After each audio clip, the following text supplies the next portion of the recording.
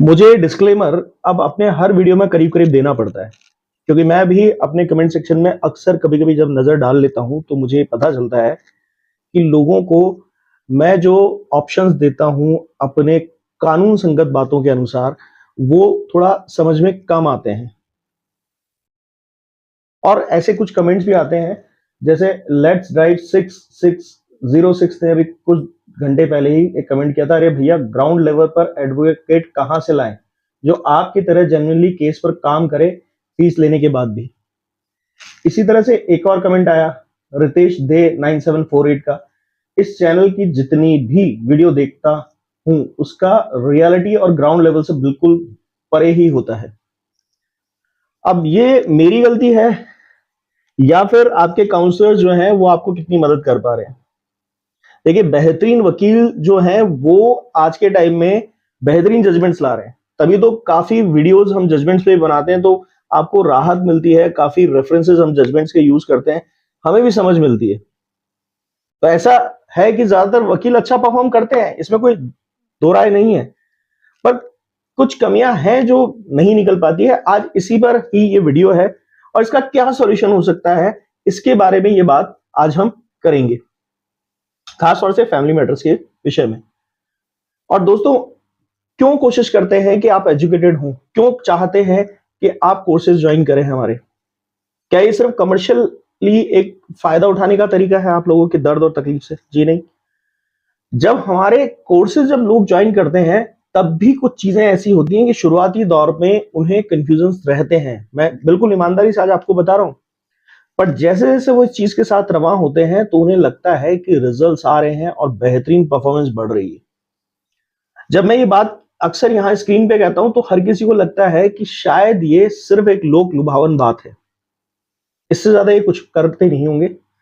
पर जब वहां पर हम बिल्कुल अलग संवाद तैयार करते हैं, आपका एक अलग सोच पैदा करते हैं और एक कानून की सही समझ पैदा करते हैं, तब बेहतरीन रिजल्ट आते हैं। लोग हाई कोर्ट सुप्रीम कोर्ट तक अपना केस खुद भी लड़ पाते हैं, वकीलों की सहायता से तो लड़ते ही हैं और अपनी दम पे भी लड़ पाते हैं।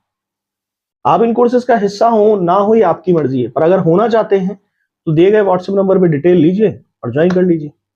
आप कानूनी समस्या में हैं, समाधान चाहते हैं, दिए गए व्हाट्सएप नंबर पे अपॉइंटमेंट लीजिए और उसके बाद बात होगी आपसे। नमस्कार दोस्तों, मैं हूं राहुल जैफ, लीगल चैनल में आपका स्वागत करता हूं। मैं आज एक समस्या जो मैंने अक्सर काउंसलिंग्स में देखी है और एक समस्या जो मैंने अक्सर अपने कमेंट बॉक्स में देखी है।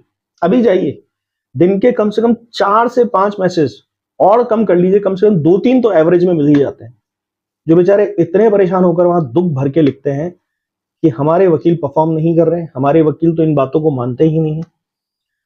कई बार तो ये कमेंट्स भी हमें सुनने को मिले, या फिर हमारे साथ काउंसलिंग में जब लोग आते हैं तो वो ऑन रिकॉर्ड हमें ये बात बताते हैं कि साहब, हमारे वकील साहब कहते हैं कि ये जो बात बता रहे हैं ना यूट्यूब पे, ये गलत है, ये झूठी है। हाँ, एक सोशल प्लेटफॉर्म पर आकर मैं झूठ जरूर बोलूंगा क्योंकि मुझे बहुत सारे लोगों को फंसाना है, ये वो कहना चाहते हैं। मेरे और कमेंट्स को जरा जेन्युइनली पढ़ लीजिए, वहां पर काफी लोग कहते हैं कि आपकी वजह से हमने वीडियो देखकर अपना केस सॉल्व किया है। उनका क्या? फिर आप अपने वकील साहब को ये कमेंट्स भी दिखा के जरा बात कर लीजिए। अब अगर आपके, देखिए मैं ये जरूर कहूंगा कि ज्यादातर वकील जो है आपके, वो अच्छा ही काम करते हैं कोर्ट्स के अंदर, बेहतरीन वकील ही होते हैं ज्यादातर कोर्ट्स के अंदर। पर कुछ वकील हैं जिनकी या तो एक्सपीरियंस की कमी है, या उन्होंने अपनी प्रैक्टिस उतने अच्छे तरीके से नहीं की है, या वो पढ़ते नहीं है, या उनमें अभी नौसिखियापन गया ही नहीं है। और इन सब चीजों की वजह से अक्सर क्लाइंट्स जो हैं सफर करते हैं, क्योंकि बेहतरीन वकीलों की वजह से ही इतने अच्छे जजमेंट्स आ पाते हैं, कानून की सही परिभाषा वापस घोषित हो पाती है, समझ पैदा हो पाती है। दिक्कत क्या होती है कि आप एक गंभीर समस्या का समाधान तब नहीं निकाल पाते जब आपका वकील आपको परेशान करता है। जब एक कानून संगत बात के लिए कहता है कि ये नहीं होता है, ऐसे नहीं होता है, कुछ परंपराओं का हवाला देता है, कोर्ट में ऐसे होता है। कई बार तो कई लोग ये भी कहते हैं, सुनते हैं कि हमारा वकील ये कहता है कि साहब स्टेट जो है हमारा, यहां पर सीआरपीसी, सीपीसी और आईपीसी अलग तरीके से लागू होते हैं। मगर जब आप उनसे बुक्स में मांगेंगे तो वो कुछ नहीं बता पाएंगे, क्योंकि कानून जो किताबों में लिखा हुआ है उससे बाहर नहीं जा सकता है। तब ऐसी सूरत में क्या करें? सर मैं तो, देखिए मेरे पास अगर राय है तो मैं आपको यही कहूंगा, एक वकील, दो वकील, तीन वकील, चार वकील अगर आपने चेंज करके देख लिए हैं तो सीधी बात है खुद लड़ना शुरू कर दो। ऑनलाइन इतना नॉलेज बिखरा हुआ है, मेरे चैनल की बात मत कीजिए। जो ये नहीं होते, जो आपकी लॉ एजुकेशन वाले जो चैनल्स होते हैं, जो जुडिशरी की तैयारी कराते हैं, लॉ एग्जाम्स की तैयारी कराते हैं, वो भी बहुत बेहतरीन इंफॉर्मेशन दे रहे हैं, वो आपको कानून की बेहतर समझ देंगे। बहुत सारे लोग आज के टाइम में मैट्रिमोनियल केसेस के ऊपर बहुत अच्छे वीडियोस बना रहे हैं, उनसे नॉलेज लीजिए, काउंसलिंग कीजिए और खुद लड़िए। एक आध दो बार 10 बार गलती होगी, सेक्शन 32 एडवोकेट्स एक्ट आपको प्रोटेक्ट करता है इस बात से कि पहले पार्टी खुद अपना केस लड़े, चाहे उसे लॉ की समझ हो या ना हो, एलएलबी उसने कर रखी हो तब भी। फिर सेकंड ऑप्शन है कि अगर वो समझता है कि नहीं फिर भी मैं नहीं कर सकता ये सब कुछ, इतना अच्छा ऑप्शन होने के बाद भी, तब वो एडवोकेट हायर करे। तो बाउंडेशन नहीं है, आप सीधे सेक्शन 32 एडवोकेट्स एक्ट की एप्लीकेशन लगा के अपना केस खुद लड़ सकते हैं। अपनी तैयारी कीजिए। काउंसलर्स आजकल ऑनलाइन बहुत मिल जाते हैं जो आपको पग पग पे ज्ञान दे सकते हैं। एक आध दो पकड़ लीजिए, ज्यादा कंफ्यूज होने की जरूरत नहीं है, क्योंकि यहाँ पे भी मैटर ऑफ ओपिनियंस बहुत ज्यादा फर्क डालने वाली आ जाती है कभी कभी। तो कानून संगत बात जो कही जाती है वो करिए। अब मेरी बात कर रहे हैं तो ग्राउंड रियलिटी और उसका कोई फर्क नहीं है, क्योंकि हम ग्राउंड रियलिटी पे ऐसे ही चैलेंजिंग चीजों को रियल में कर रहे हैं हमारे कोर्सेज के अंदर। हमारे यहाँ पर सीखा हुआ बंदा जो हम यहाँ पर बता रहे हैं उससे ज्यादा उनको बताते हैं और उसके बाद वो वहां जाकर रिजल्ट निकालता है। अब आप कहेंगे आप हमें यहाँ क्यों नहीं बताते, क्योंकि उसका केस मेरे साथ 1 to 1 हो रहा है, तो उसकी सिचुएशंस के हिसाब से प्रोग्रामिंग हो रही है। अब मुझे नहीं पता आप इस वक्त किस सिचुएशन में क्या ये वीडियो देख रहे हैं, तो मैं एक जनरल आइडिया तो दे सकता हूं।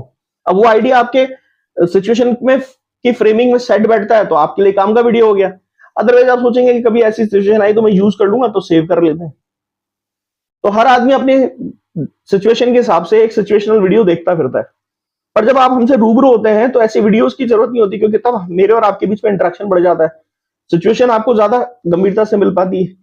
कोर्ट डेट से लेकर हर चीज पे हम लोग इस तरह की परफॉर्मेंस निकलवा पाते हैं। जिन लोगों के वकील हैं वो भी हमसे अच्छा काम करवा पा रहे हैं, और जिन लोगों के वकील नहीं है वो अपना केस लड़ रहे हैं सुप्रीम कोर्ट, हाई कोर्ट तक जाकर। अच्छे लैंडमार्क जजमेंट्स आ रहे हैं उन लोगों के, उन्होंने बहुत अच्छे रिजल्ट निकाले हैं। उनके खिलाफ की गई पुलिस की जातियों की वजह से केसेस डिस्क्वालीफाई हो गए। कई बार पूरी फ्रेश हियरिंग स्टार्ट हुई, 3-3 साल केस चलने के बाद जब हमने प्रॉपर शिकायत की और एक एक चीज क्लियर बताई गई, तो दोबारा से पूरी फ्रेश हियरिंग हुई। और उसके अंदर पार्टी को बेनिफिट ये हुआ कि वो केस छोड़ ही दिया सामने वाली पार्टी ने, या फिर कोर्ट भी आगे सुनवाई में उसी आदमी का पक्ष लेने लग गया जो हमारे कोर्स होल्डर थे। मैं आज आपको ये बातें सिर्फ इसलिए समझा रहा हूं कि अगर एक पॉल्यूटेड इंसान आपकी जिंदगी में, चाहे आपकी पत्नी हो और चाहे आपके वकील साहब हो, कोई भी अगर इस तरह की स्थिति आपको पैदा कर रहा है, अपने आप को सक्षम बनाइए। These are peanuts only. ये ऐसी सिचुएशन नहीं है जिसको आप बहुत बड़ी बात मान के चल रहे हैं कि अगर मैंने केस खुद लड़ लिया तो मुझसे बहुत सारी गलतियां हो जाएंगी। जितनी गलतियां अब तक आपसे गलत प्रोसीडिंग करवा रहे हैं, अगर आप जैसा कहते हैं कमेंट्स में आगे, तो उन सिचुएशंस को ध्यान में रखते हुए तो आप थोड़ी बहुत तो गलतियां करेंगे। यहां पर बाद में चीजों को सुधार करने का मौका भी होता है। डर सिर्फ एक ऐसी चीज है जो आपको डरा रहा है कि कोर्ट रूम का जो डर है जबरदस्ती की, जज साहब ये कर देंगे वो कर देंगे, ऐसी कोई गलत अवधारणा मत पालिए। अगर कोई वकील आपको ये कह रहा है कि जज साहब आपको पनिशमेंट दे देंगे, कॉस्ट लगा देंगे, तो फैमिली मैटर्स इतने बुरे तरीके से नहीं लड़े जाते। अपराधी मानकर या जघन्य अपराधी मानकर आपको केस नहीं लड़ा जाता है, सिर्फ आरोपी माना जाता है। बहुत बड़ा फर्क बता रहा हूं मैं आपको। आरोपी के पास बचकर निकलने के चांसेस 100 गुना होते हैं, पिटिशनर की पिटिशन से ज्यादा मजबूत उसकी पोजीशन होती है।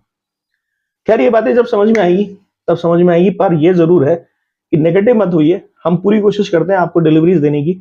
बहुत सारे कमेंट्स अच्छे भी हैं, पॉजिटिव भी हैं, उनको जाके पढ़िए, वो अपना केस सॉल्व कर पा रहे हैं हमारे वीडियोस देख के। तो अगर आपको ये वीडियो अच्छा लगा तो लाइक कीजिएगा, शेयर कीजिएगा, सब्सक्राइब कीजिएगा अच्छे सॉल्यूशन के लिए, कि अभी इस वीडियो के अलावा भी आप जानना चाहते हैं कि मैं और क्या कर सकता हूं, मैं अगर गलत वकील के चक्कर में फंस गया हूं तो आप हमसे संपर्क कीजिए, बताएंगे आपको रास्ता।